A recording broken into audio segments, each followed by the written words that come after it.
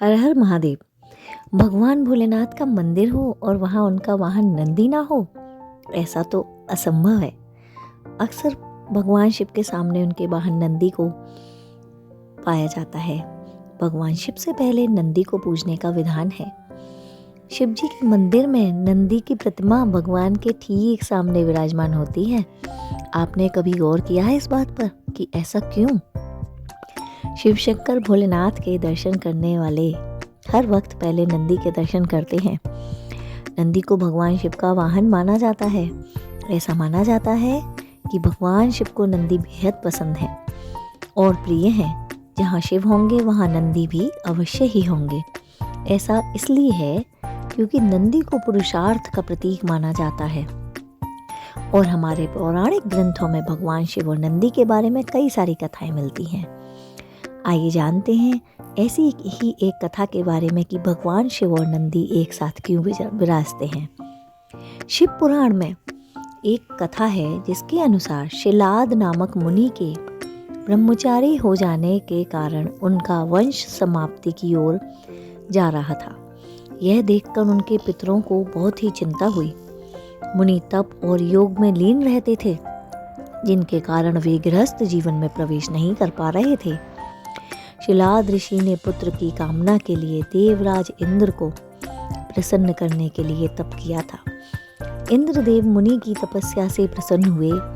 तब मुनि ने इंद्रदेव से वरदान मांगा कि जो बालक जन्म और मृत्यु के बंधन से मुक्त हो, उन्हें ऐसे पुत्र की इच्छा है।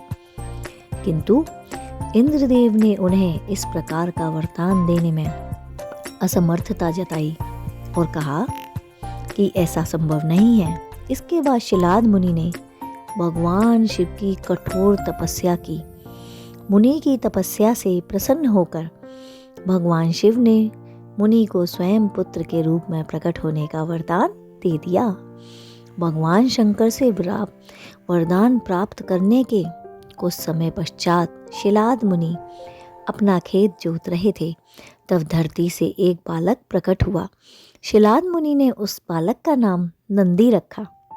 जब नंदी बड़े हुए तब भगवान शंकर ने मित्र और वरुण नाम के दो मुनियों को शिलाद मुनि के आश्रम में भेजा, जिन्होंने नंदी के अल्पायु होने की भविष्यवाणी की। नंदी को जब यह बात पता लगी तब उन्होंने मृत्यु को जीतने के लिए भगवान भोलेनाथ की कठोर तपस्या की और भोलेनाथ को प्रसन्न भी कर लिया। भोलेनाथ नंदी की तपस्या से अति प्रसन्न हो गए और उन्होंने वरदान में नंदी को मृत्यु भय से मुक्त कर दिया। भोलेनाथ ने माता पार्वती की सहमति से संपूर्ण गणों और वेदों के समक्ष सभी गणों के अधिपति के रूप में नंदी का अभिषेक भी किया। भगवान शिव ने नंदी को यह वरदान भी दिया कि जहाँ भी नंदी निवास करेंगे उस स्थान पर शिव का भी वास होगा, अर्थात नंदी हमेशा शिव जी के साथ ही रहेंगे, चाहे वो शिव जी का निवास स्थान हो।